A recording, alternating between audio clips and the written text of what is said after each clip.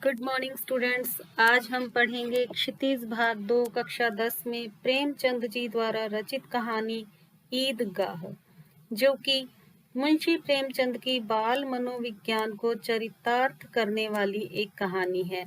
इस कहानी में ईद के त्योहार को आधार बनाकर ग्रामीण मुस्लिम जीवन का चित्र प्रस्तुत किया गया है। घर में यदि अभाव हो तो बच्चे उम्र से पूर्व ही समझदार हो जाते हैं। यह इस कहानी में हामिद के चरित्र से साफ जाहिर होता है। चलें अब हम पढ़ेंगे ईदगाह कहानी का सारांश। रमजान के पूरे 30 रोजों के बाद ईद आने पर चारों तरफ रौनक छाई हुई है। आज का सूर्य भी कितना शीतल और कितना प्यारा है, मानो संसार को ईद की बधाई दे रहा है। गांव में हलचल है, सभी ईदगाह जाने की तैयारियां कर रहे हैं। बच्चे सबसे ज्यादा प्रसन्न हैं, क्योंकि इतना लंबे इंतजार के बाद ईद आई थी। बच्चों को गृहस्थी की चिंताओं से क्या मतलब? सवैयों के लिए दूध शक्कर घर में है या नहीं, इनकी बला से। ये तो सवैयां खाएंगे। वे क्या जाने कि अब्बा जान क्यों बदहवास चौधरी कायम अली के घर दौड़े जा रहे हैं। उन्हें क्या खबर कि चौधरी आज आंखें बदल ले तो यह सारी ईद मुहर्रम हो जाए। अर्थात यदि चौधरी पैसे देने से इनकार कर दे तो खुशी गम में बदल जाए।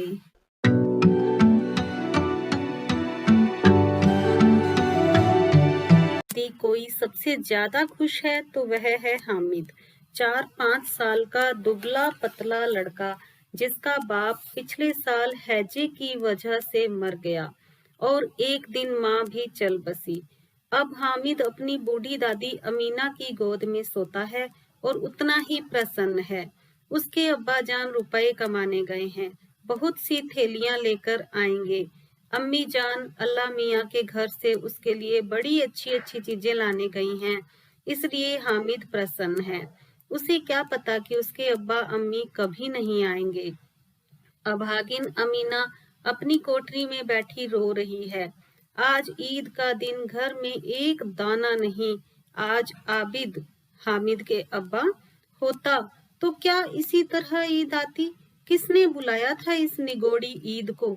इस घर में उसका काम नहीं, लेकिन हामिद, उसके अंदर तो प्रकाश है, बाहर आशा। हामिद भीतर जाकर दादी से कहता है, तुम डरना नहीं अम्मा, मैं सबसे पहले आऊंगा, बिल्कुल ना डरना। अमीना हामिद के अकेले मेले जाने से घबरा रही है कि बच्चा कहीं खो ना जाए। हामिद के पास तो जूते भी नहीं, 3 कोस पैदल चलकर पांवों में छाले न पड़ जाएं, और इतने पैसे भी अमीना के पास नहीं थे कि हामिद को दे दे। फहीमन के कपड़े सिलने पर 8 आने मिले थे, उसमें से भी सब खर्च हो गए। केवल 3 पैसे बचे हामिद को देने के लिए। 3 पैसे लेकर हामिद बच्चों के साथ मेले जाता है। हामिद के पैरों को तो जैसे पंख लग गए हैं। रास्ते में खूब मजे करते बातें करते ईदगाह पहुंचे। सबने वजू किया और पंक्ति में खड़े हो गए।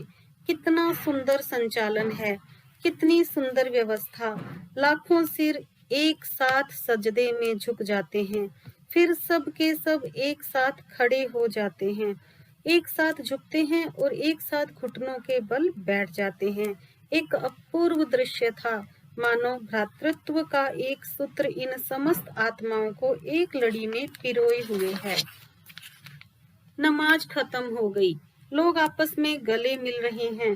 तब मिठाई और खिलौनों का हवा होता है। मोहसिन के पास 15 पैसे, महमूद के पास 12 पैसे, नूरा और सम्मी भी अपने साथ पैसे लाए हैं। सभी सबसे पहले झूले लेते हैं, परंतु हामिद के पास तो 3 ही पैसे हैं। झूले लेने के बाद सभी खिलौने खरीदते हैं, तरह तरह के खिलौने। मोहसिन भिश्ती खरीदता है, नूरे वकील वाला खिलौना खरीदता है, महमूद सिपाही खरीदता है। ये सब 2-2 पैसे के हैं, पर हामिद के पास केवल 3 पैसे हैं। इतने महंगे खिलौने वह कैसे ले? खिलौने कहीं हाथ से छूट पड़े तो चूर चूर हो जाए, जरा पानी पड़े तो सादा रंग धुल जाए। ऐसे खिलौने लेकर वह क्या करेगा, किस काम के? मोहसिन, महमूद और नूरे अपने अपने खिलौनों की तारीफ करते हैं, पर हामिद खिलौनों की निंदा करता है। कहता है मिट्टी के ही तो हैं, गिरे तो चकनाचूर हो जाएं। लेकिन ललचाई आंखों से खिलौनों को देख रहा है और चाहता है कि काश थोड़ी देर के लिए वह हाथ में ले सकता। खिलौने के बाद मिठाइयाँ आती हैं।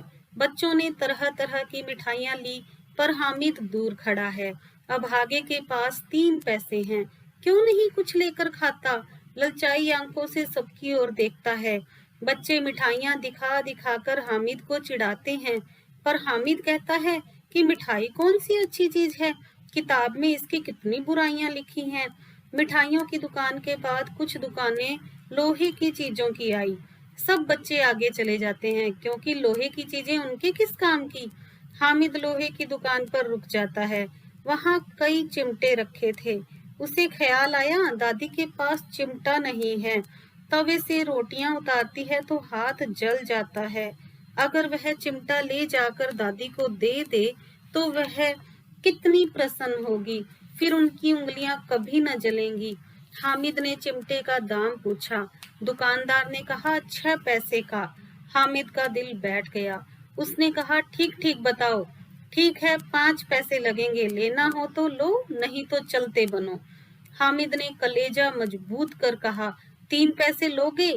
पर वह डर भी रहा था कि कहीं दुकानदार उसे डांट ना दे, पर उसने 3 पैसे में चिमटा दे दिया। हामिद ने चिमटे को ऐसे कंधे पर रखा मानो बंदूक है और शान से अकड़ता हुआ साथियों के पास आया। सभी बच्चे चिमटे को देखकर हंसते हैं। हामिद ने कहा मेरा चिमटा रुस्तमे हिंद है। बच्चों ने खिलौनों और चिमटे में खूब तर्क वितर्क किए। सभी बच्चे अपने अपने घर पहुंचे। मोहसिन की छोटी बहन ने दौड़कर भिश्ती उसके हाथ से छीन ली। मारे खुशी के जो उछली तो मियाँ भिश्ती नीचे गिर गए। दोनों में मारपीट हुई और खूब रोए। मियाँ नूरे का वकील भी पंखे की हवा से ही टूट गया। इसी तरह महमूद का सिपाही भी टूट गया। अब सुनिए मियाँ हामिद का हाल।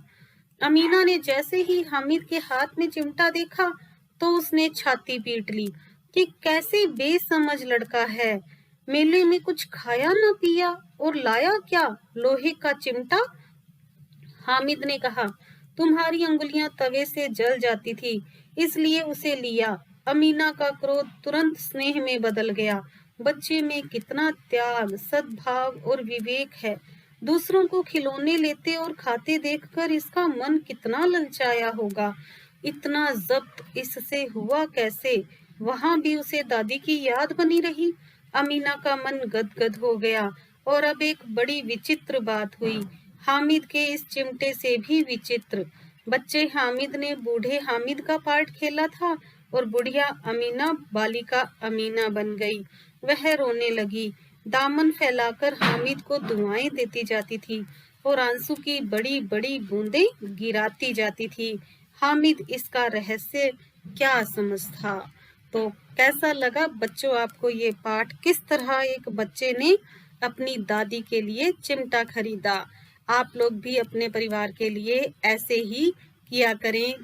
उनके समर्पण के लिए, उनके प्यार के लिए, कुछ भी करने के लिए हमेशा तैयार रहा करें। तो बने रहिए अगली वीडियो देखने के साथ मेरे साथ में। और अगर ये वीडियो पसंद आए तो उसे लाइक ज़रूर करें और सब्सक्राइब ज़रूर करें। Thank you.